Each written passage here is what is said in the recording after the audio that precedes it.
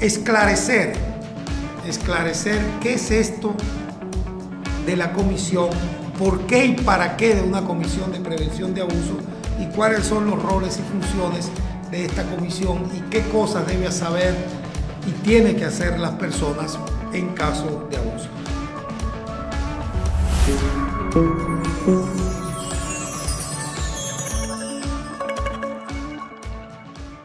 Hola, buenas a todos católicos y católicas del mundo entero que escuchan y miran Radio Cáritas a través de la internet.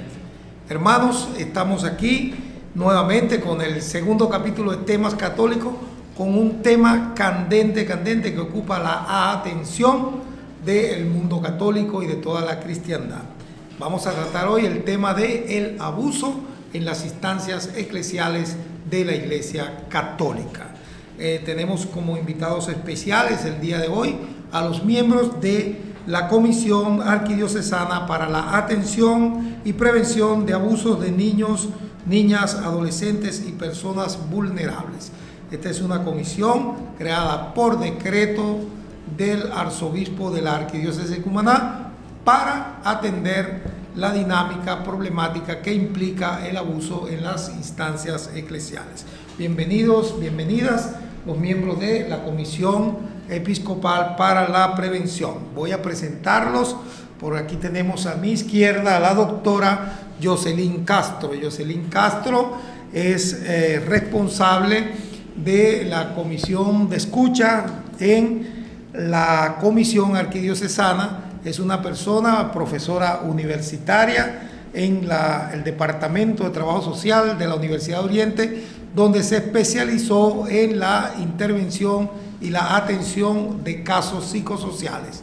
La doctora Castro acompaña a esta comisión desde hace más de un año y pues es de alguna manera miembro activo en los programas de formación y de atención de esta comisión. Y aquí a mi derecha tenemos a la magíster Gladys Martínez, quien es docente, digamos, de profesión, pero además es licenciada en Trabajo Social, pero además tiene una maestría, si no me equivoco, en Orientación de la Conducta, y quien además es preventora, defensora educativa para temas de la protección de los derechos de los niños, niñas, adolescentes y de las personas vulnerables. Además, y como si fuera poco, ella es la persona sobre la cual descansa la responsabilidad de coordinar esta comisión a nivel de la Arquidiócesis de Cumaná. Y tenemos luego a la magíster Carmen Beatriz Martins, quien es la secretaria ejecutiva de la Comisión para la Prevención. Carmen Beatriz es una persona que ha estado preparándose en el mundo de la prevención y también es la encargada de hacer que el equipo coordine sus actividades y funcione de manera. Ella hace toda, digamos, el trabajo rudo, el trabajo pesado de la comisión y también se encarga de la parte de formación. Bien, dicho todo esto, vamos a iniciar nuestro trabajo del día de hoy, que es esclarecer qué es esto de la comisión, por qué y para qué de una comisión de prevención de abuso y cuáles son los roles y funciones de esta comisión y qué cosas debe saber y tiene que hacer las personas en caso de abuso. Una primera pregunta se la quiero dirigir a la profesora Gladys, que está aquí con nosotros, a ver si nos puede aclarar qué es esto, qué entiende la Iglesia Católica por abuso. Bueno, ante todo, muy buenos días. Le doy gracias aquí al compañero Rodolfo Muñoz, que nos hizo esta invitación para este trabajo tan hermoso de este podcast. Vamos a, dentro de nuestro trabajo como en esta comisión, es la el principal trabajo es el de formación. El de formación es dirigirnos a las diferentes parroquias que existen a nivel de la arquidiócesis, aquí en Cumaná y en otras poblaciones cercanas o municipios cercanos, para dar la información que viene emanada, si se quiere, desde el Vaticano, a través del Papa Francisco, que nos invita a que hagamos el mayor esfuerzo para que este trabajo sea directamente con todos los agentes pastorales. ¿Qué vamos a trabajar? Es un tema un poco delicado, es un tema que nos aborda el día a día y no solamente a la arquidiócesis o a la iglesia en general o a la iglesia universal, sino también a la familia, a todos los que tenemos que ver con nuestra sociedad. Ok, Gladys, ¿qué es el abuso realmente? Bueno, ¿en qué consiste? Hablamos inicialmente del abuso. El abuso iniciamos siempre hablando de que la Real Academia dice que el maltrato, habla primero del maltrato como un trato cruel y dañino, y dentro de ese trato cruel y dañino se encuentra el abuso. Y a la vez hay unos diferentes tipos de abuso. Tenemos el abuso de autoridad, el que es ejercido por aquellas personas que capaz que no tengan una autoridad tan grande, pero puede ser un maestro, o puede ser un catequista, un sacerdote, un director de coral. Igualmente tenemos el abuso de superioridad, cuando existe el equilibrio de más personas, o la fuerza, o el tamaño. Allí está presente el abuso de superioridad.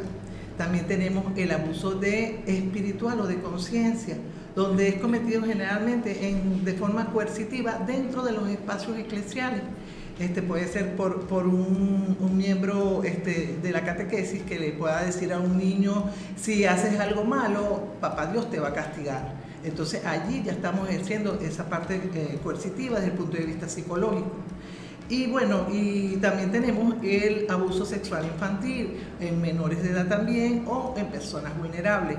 Allí es donde nosotros hacemos énfasis, porque la sociedad venezolana contempla dos tipos de abuso, si se quiere: el que es con contacto y el sin contacto, porque tal vez las personas digan, ay, pero fue un susurro, o solamente le mostró una imagen, pero ya ahí comienza a afectar a ese niño o a ese adolescente cuando hay un contacto físico, y los daños o consecuencias en estas personas, niños o adolescentes, es un daño muchas veces irreparable, porque necesita un trabajo de especialistas para poder sobrellevar su vida luego de haber sido abusado sexualmente. Bueno, interesante esto, ¿no? Estamos viendo que existen distintos tipos de abuso, y que el abuso, pues, entendemos que es un daño que hace una persona que de alguna manera tiene mayor fuerza, mayor poder sobre otra que está más indefenso, ¿no?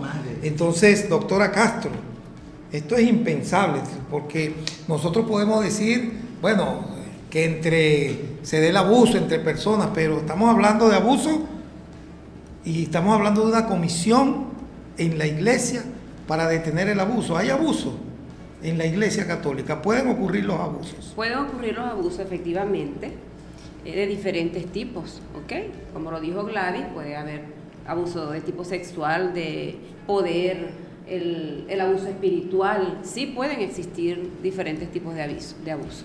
¿Y qué hace esta comisión? ¿Por qué crean una comisión para actuar en estos casos, pues?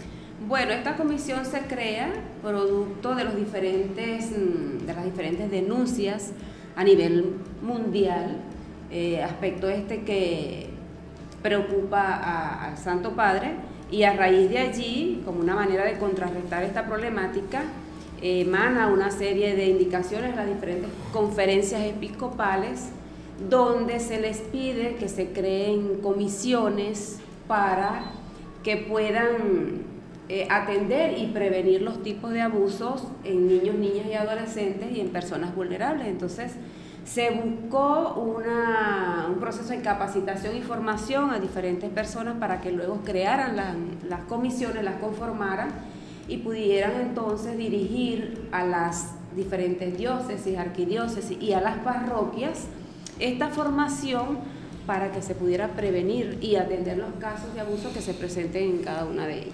Bien, yo entiendo, profesora Carmen, que usted, como secretaria ejecutiva de la comisión, ha tenido que recorrer toda la arquidiócesis llevando formación que tienen que ver con el tema del abuso. Supongo también que mucha gente le dirá, bueno, ¿y por qué tenemos nosotros que tener eso? O sea, ¿qué justifica tener una comisión de prevención de abuso en el seno de nuestra Iglesia Católica, en el seno de nuestra arquidiócesis? ¿Cuál es el fundamento, digamos, verdadero, jurídico, legal de todo esto, el fundamento incluso teológico de la creación de esta comisión a la cual usted pertenece? Como lo dijo Jocelyn, esta creación de la comisión no fue capricho de Monseñor Jesús González de Zárate. La creación de las comisiones es producto de un llamado que hizo el Papa Francisco a todos los obispos a través de 3 cartas apostólicas. La primera carta apostólica fue la Sacramentarum Santitatis Tutela, luego como una madre amorosa y finalmente una de mayor rango que es la Vox Stilus Mundi, donde llama la atención a todos los obispos que a partir del decreto de esa carta apostólica, que fue en el año 2019, a partir de ese año los obispos tenían un año para crear sus comisiones, sus sistemas estables que pudiesen atender cada uno de estos casos de abuso dentro de la iglesia. Es por ello que a partir de ese momento, en el caso de la Arquidiócesis de Cumaná, se crea la primera comisión de prevención y atención en el año 2020. Y luego fue reestructurada en el año 2022. Entonces, partiendo de esto, no es así como que la comisión es algo más que debe estar en la arquidiócesis, sino que tiene un carácter, digamos, de obligatoriedad, producto de estas cartas apostólicas emitidas por el Papa Francisco. Sin embargo, los casos de abusos sexuales no vienen del año 2011, 2015, no. Son casos que son antiguos y producto de una serie de denuncias que se produjeron, pues era necesario, como lo dice el Papa Francisco, que ya en este tema, tolerancia cero. Ok, pregunto a quien quiera responder. El tema, es decir, nosotros como católicos sentimos a veces una gran presión de parte, digamos, de gente que habla, pues, de los grandes temas, de los grandes casos sonados, tema de abuso. Hablan del caso Caradima, hablan del caso de los legionarios de Cristo, de Marcial Macié, etcétera, etcétera. Hay varios casos. ¿Es exclusivo este problema? ¿Es un problema exclusivo que se genera solo al interno de la Iglesia Católica? ¿O el problema del abuso tiene otras connotaciones de carácter cultural, de carácter general, que pudiesen catalogarlo como un problema, digamos, generalizado o como un problema grave que atañe a toda una sociedad y no a un grupo religioso, a una iglesia o a una confesión o a una parte determinada de la sociedad? ¿Qué opinan ustedes? Bueno, realmente no es un problema que atañe exclusivamente a la iglesia, también a la iglesia católica específicamente, porque hay otras iglesias, otras religiones donde también se han denunciado casos de abusos, inclusive a nivel de las familias. También vemos cómo hay casos donde el abuelo abusa de la nieta o el papá abusa de la hija o entre hermanos. O sea, es un problema realmente preocupante en diferentes ámbitos, e inclusive los talleres que nosotros estamos impartiendo, que estamos dando a nivel de las parroquias, los dirigimos para prevenir el abuso en las instancias eclesiales, pero también en las familias, para que ellos se formen, los padres, los representantes, se formen y puedan de alguna u otra manera apoyar a que este tipo de problemas disminuya o no ocurran es un problema realmente generalizado que tenemos toda la responsabilidad de trabajar para que no ocurran. El abuso. Yo quiero agregar algo más con relación a lo que dice Jocelyn.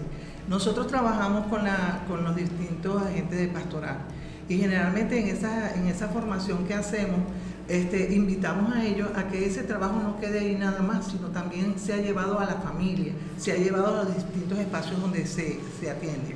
Y algo que es bien importante, por supuesto que a nosotros nos preocupa, o que es una preocupación del Papa Francisco cuando piensa que parte del clero está involucrado en estos hechos, pero no solamente en el clero, también son laicos, a los que también debemos atender, a los que también debemos estar pendientes de que sean ellos los cumplidores de todo esto de prevención que estamos haciendo nosotros.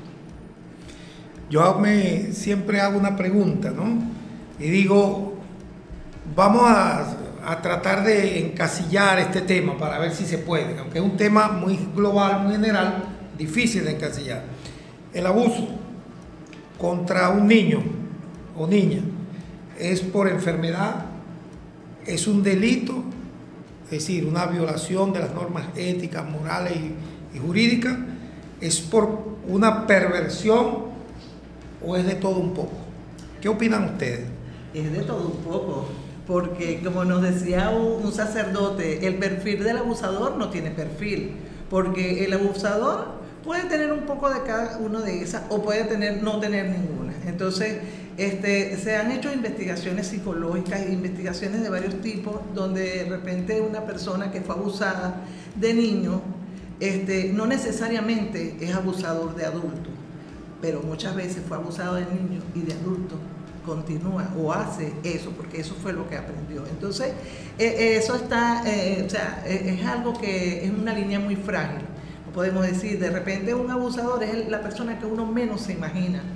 Y nosotros tenemos un video de Jesús Ulabarrieta donde él atiende o habla un joven que fue víctima de abuso y él crea una fundación que se llama Habla. Y esa fundación es para que justamente eduquemos, formemos y trabajemos a nivel de familia, de padres, de comunidades, para que esto no ocurra. O sea, en la medida en que haya más visibilidad, en la medida en que haya más educación, en la medida en que los padres se preocupen en formar a sus hijos y buscar, y en las mismas escuelas también, de que conozcan que existe un problema y que debemos abordarlo, en esa misma medida va a haber esa prevención. Sí, definitivamente el abuso contiene una serie de características, o el abusador, la persona que abusa tiene que ser alguien que no está bien, o sea, no es alguien normal. Estamos claros que las características del abusador pueden ser diferentes e infinitas, porque la persona que menos creemos puede ser un abusador.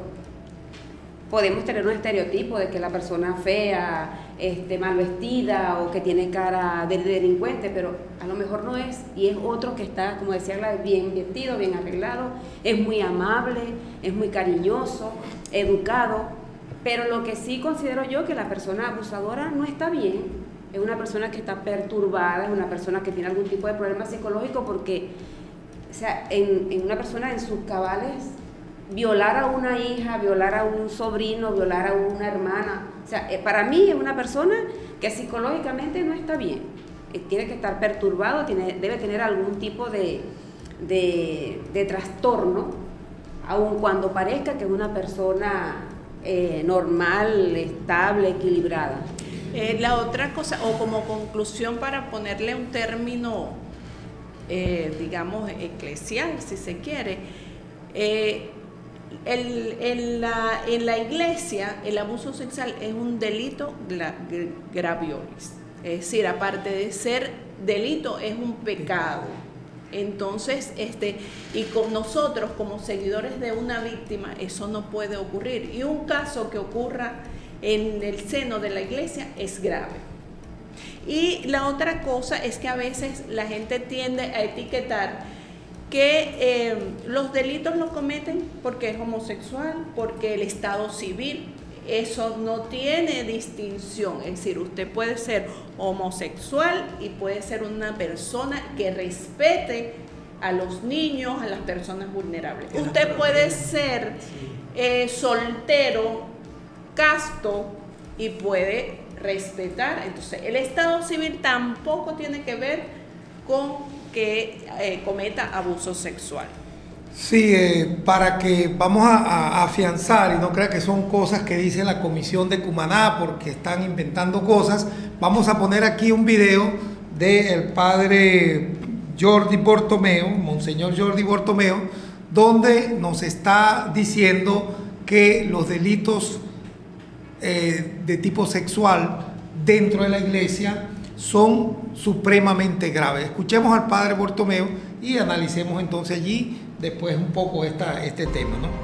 Bien. El abuso de poder es más grave cuando se da dentro de una institución, cualquier institución, una institución política, una institución cultural, una asociación deportiva, pero si la institución es espiritual, es decir, la institución está formada por grupo de gente que abren su conciencia a los otros para seguir a Dios, para encontrar a Dios, tú encuentras, a un hombre o una mujer de Dios que te ayuda a hacer florecer tu vocación.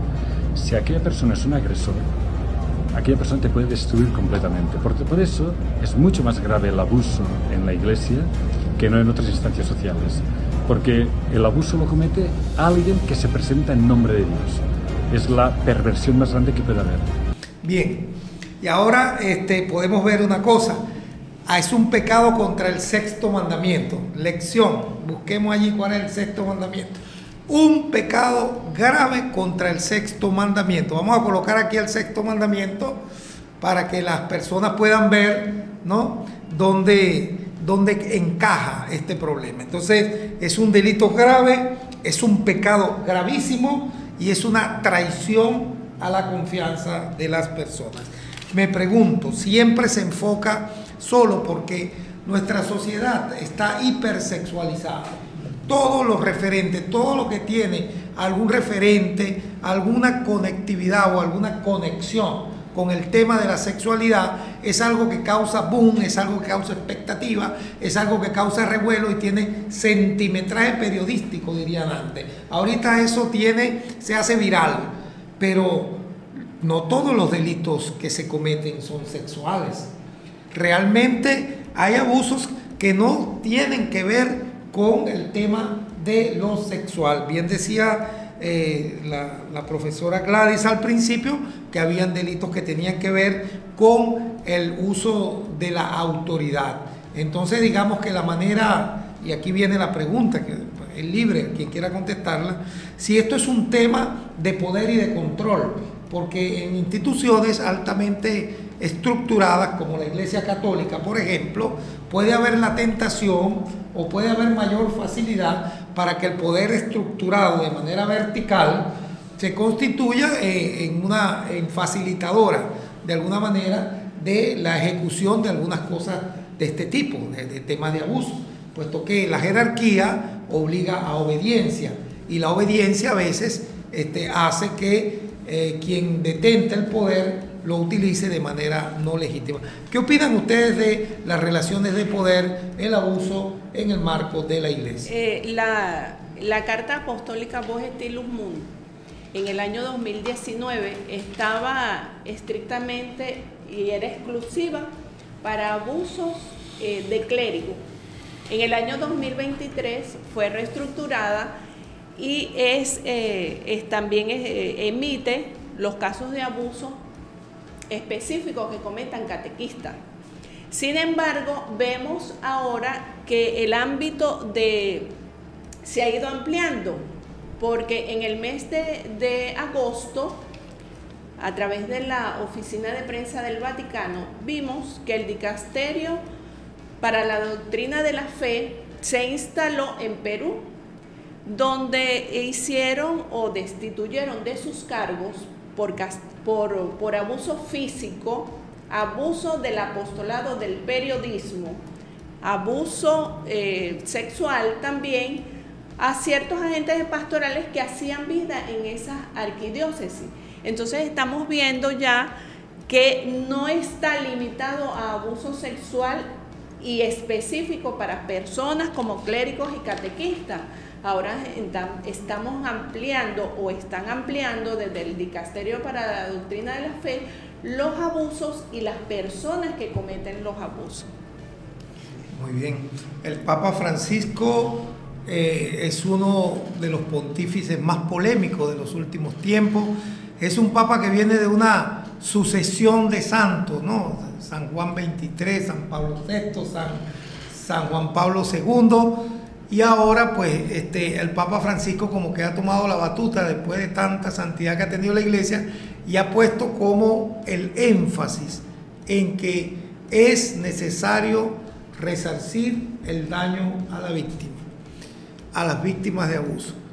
Aquí tenemos un extracto, un pequeño video que vamos a mostrar, donde Francisco nos recuerda que no basta, no es suficiente pedir perdón, hay que tener acciones concretas. Vamos a oírlo de boca del propio Papa Francisco para que no digan que son cuentos, para que nadie te diga que son inventos de la comisión, sino que es la máxima autoridad de la Iglesia que dice: tolerancia cero, ya basta, vamos a resarcir el daño. No se puede consentir un abuso más. Aquí tenemos al Papa Francisco. Ante los abusos, especialmente los cometidos por miembros de la Iglesia, no basta pedir perdón.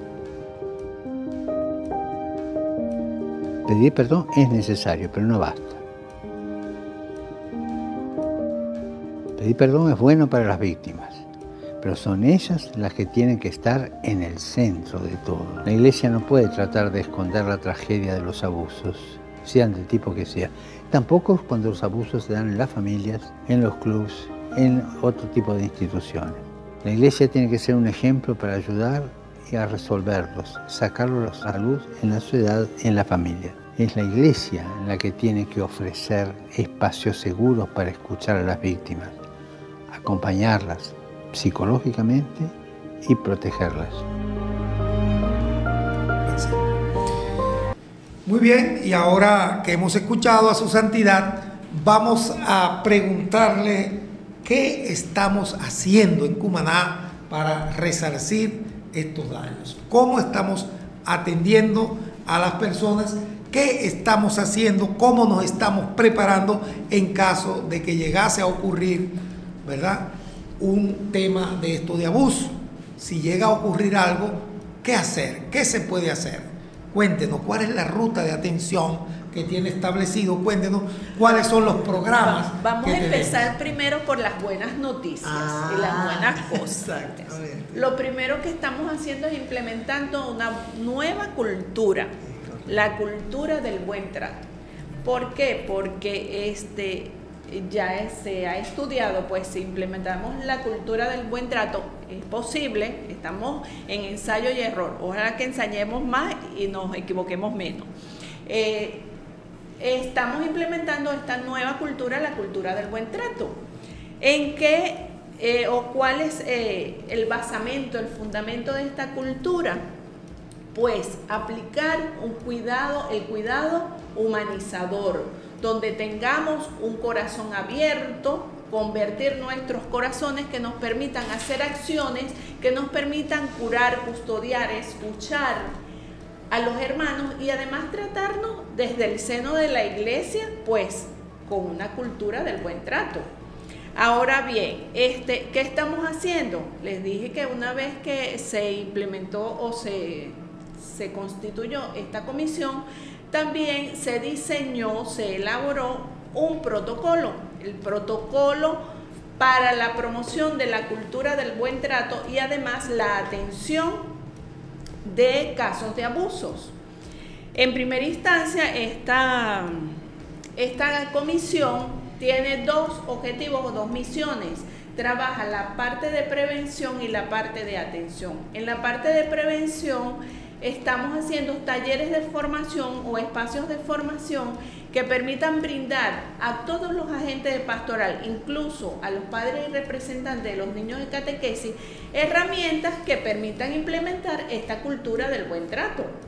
Y además una parte de atención que nosotros a través de la comisión de escucha pues se puede escuchar a las personas víctimas, a las víctimas secundarias y también a todo aquel que necesite, a veces pues se necesita que alguien te escuche, te oriente. También hemos abierto un espacio para esto.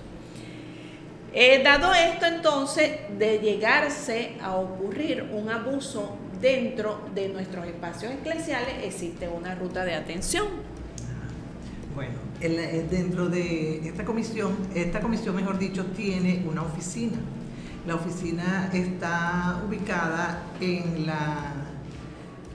el Centro de Evangelización y Pastoral Madre Teresa. Exactamente. Ubicado en la Casa Hogar San Vicente de Paúl, mejor conocido como el Asilo de Ancianos, su lateral derecho. Exacto, gracias Rodolfo, porque de verdad todavía estamos muy nuevos ahí. Y allí podemos recibir cualquier clase de denuncia. La persona puede ir directamente o las personas pueden ir directamente, se toma todo ese informe, se prepara inmediatamente toda esa información que nos están dando, se envía luego que ellos firman, todos tienen que firmar, se envía donde la Arquidiócesis de Cumaná para que Monseñor sea el que revise e investigue si en verdad se le puede dar el curso que se le tenga que dar, porque puede ser a través del derecho canónico o del derecho civil. Puedes tener eso. Además de eso, nosotros también tenemos un correo que el correo es stop.abuso.cumaná@outlook.com. De todas maneras, se lo vamos a poner aquí en los comentarios, el correo donde cualquiera de ustedes puede comunicarse directamente y sin intermediarios con la comisión. Ajá, y aparte de eso también tenemos un número de WhatsApp que es el 0426-244-5156. También en los comentarios, tenemos aquí abajo en los comentarios, pueden ver este número donde se puede comunicar directamente por WhatsApp con la comisión. Esa es nuestra ruta de atención. Esa es la ruta de atención. Muy bien, quiero que estemos todos entonces alerta, todos estamos atentos a saber que cuenta la diócesis con una comisión que está trabajando. Y es de tanto interés para la Iglesia Católica Mundial este tipo de actividades que entiendo que una institución que financia la obra católica a nivel mundial de la talla de Adveniat les ayuda a la implementación del protocolo de prevención y atención de casos de abuso. Entonces, ese proyecto, ¿cómo va ese proyecto? ¿Cómo entiendo que van terminando esta primera etapa del proyecto? ¿Cómo ha sido esta experiencia de este proyecto que ustedes han denominado proyecto de implementación del protocolo para la prevención y atención de casos de abuso en la iglesia de Cumaná? Bueno, desde el año pasado, de mayo del 2023, empezamos a hacer los espacios de formación. Estos espacios de formación hemos llegado a 14 parroquias, un centro de evangelización, cuatro colegios católicos, secretariados pastorales como Encuentros Familiares de Venezuela, Cáritas, Pastoral Juvenil, Pastoral Vocacional, Catequesis, Cursillos, Emaús y en la Pastoral de Liturgia, además de los diáconos que en aquel momento estaban en formación, y hicimos un evento macro a propósito de conmemorar el 18 de noviembre, el Día Mundial contra el Abuso Sexual Infantil, que lo denominamos Evento Apóstol de la Prevención. Allí entregamos los certificados de todos estos talleres que durante el año pasado lo habíamos realizado.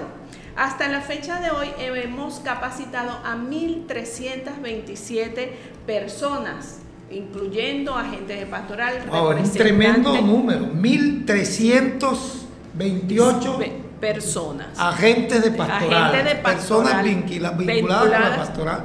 Sí. Sin embargo, aún nos queda lo que resta de este año y el próximo año ¿Y digamos, qué detalle tienen estos talleres? En estos talleres nosotros entregamos un certificado, pero no es cualquier certificado. Es un certificado que tiene un número donde usted lo certifica como apóstol de la prevención. Y muchas dicen, y yo tengo mi certificado, pero tener un certificado es una responsabilidad que lo acredita usted como conocedor de este tema, y además que ese certificado puede ser solicitado para ser catequista o para tener desenvolverse en cualquier ámbito dentro de la arquidiócesis. Si usted no tiene ese certificado, entonces no puede o no debería tener alguna función dentro de la arquidiócesis, puesto que le falta el conocimiento cómo abordar y cómo desenvolverse en los temas de abuso dentro de la arquidiócesis. Nosotros, cuando nos hemos estado preparando, hemos hecho diplomados con personas de Latinoamérica. Actualmente Gladys y Jocelyn se están preparando con uno específico en Cáritas. Recientemente terminamos un diplomado sobre medidas y estrategias de prevención en la catequesis. Y cuando vemos cómo se aborda en Latinoamérica este problema del abuso sexual, pues orgullosamente nos sentimos muy bien, porque nosotros en la arquidiócesis de Cumaná, yo me atrevo a decir que en Venezuela llevamos la punta de lanza en este tema, y en este trabajo hemos avanzado muchísimo. Es decir, que llevamos 20 puntos en esto. Entonces, ¿por qué? Porque en otros países incluso no piden el certificado de formación en este tema.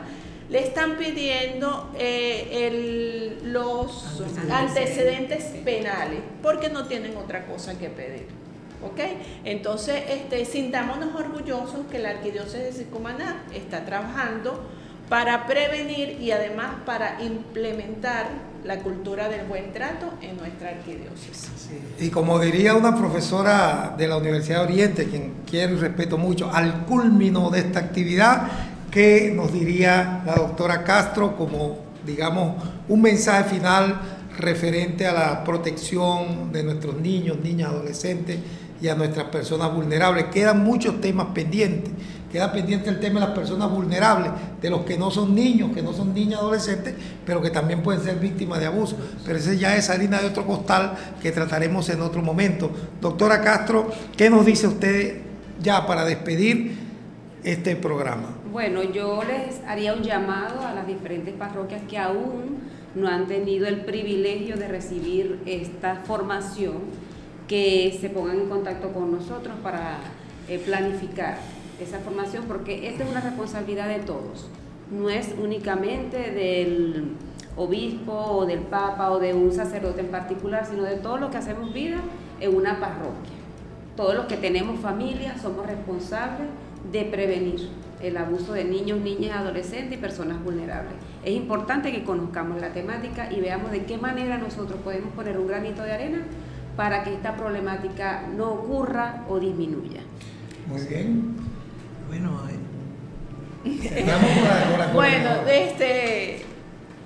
que siempre nos preguntan, es decir, vienen cosas buenas. Bueno, siempre hacemos cosas buenas en realidad. Para el próximo mes de noviembre, los que están pendientes del evento Apóstol de la Prevención, que ya está implementado, que el 18 de noviembre o alrededor del 18 de noviembre siempre vamos a hacer el evento Apóstol de la Prevención, porque todos se quieren sentir, porque todos queremos ser apóstoles de la prevención. Entonces, ten atento que vienen cosas buenas para el 16 de noviembre de este año, el próximo mes. Va a haber otra vez Apóstol de la Prevención, donde vamos a entregar los certificados que restan de este año. Y además, el próximo proyecto ya se está diseñando porque queremos constituir en cada una de las parroquias. Nosotros, claro, lo hemos llamado así, mas esto no existe en esta arquidiócesis, lo hemos llamado la pastoral de prevención, donde en cada parroquia existan los comités de prevención, y no solo los comités de prevención, para no, a veces la gente dice prevención, ¿qué habrá ocurrido? No, vamos a constituir los comités de la cultura del buen trato, que hacia allá es donde queremos ir. Gladys. Bueno, muy agradecida, Rodolfo, Jocelyn, Carmen, estar aquí hoy en la mañana con ustedes. Y bueno, invitarlos, así como dicen las muchachas, de que este trabajo se dé, no solamente de que la formación quede allí, sino que dentro de cada una de nuestras parroquias el buen trato sea la esencia de cada uno de nosotros, de lo que formamos parte de nuestra hermosa iglesia. Bueno, amigos, como pueden ver, un tema católico actual, un tema importante, pero si no te quieres perder el próximo tema, y ya te lo vamos a decir, manito arriba, dale like, pincha, dale a suscribir y toca la campanita y vas a recibir noticias, porque el próximo tema católico es candente. El tercer capítulo lo vamos a dedicar a fiducia súplica. Y vamos a debatir un tema que mucha gente no quiere ni escuchar, pero que aquí en Temas Católicos por Radio Cáritas vamos a debatir con toda, como hermanos, como familia, con toda la libertad que nos da la verdad de ser hijos de Dios. Fiducia súplica será el próximo tema, entonces prepárense, ahí vienen las grandes preguntas. ¿Es lícito bendecir a un homosexual? ¿Es lícito bendecir una unión homosexual? ¿Puede estar el Papa Francisco cometiendo una herejía? ¿O fiducia súplica es una carta problemática, difícil, que ha traído una gran polémica en la iglesia? ¿Qué pasa con fiducia súplica? ¿Qué pueden decir los católicos de a pie? ¿Qué puede decir? Vamos a tratar de entrevistar, o vamos a entrevistar a un obispo, vamos a entrevistar a sacerdotes, vamos a entrevistar a laicos, vamos a entrevistar, si nos los permiten, a algunas personas que tienen una orientación sexual distinta a la hetero, para que nos digan qué piensan sobre fiducia súplica. Un abrazo, hagan like, comenten, porque recuerden que los muchachos dijeron del algoritmo de Dios. Bueno, el algoritmo de las redes sociales es que si comentan nos hacen llegar a más hogares y podemos llevar nuestra fe católica a más gente. Bye bye, fuerte abrazo, hasta la próxima.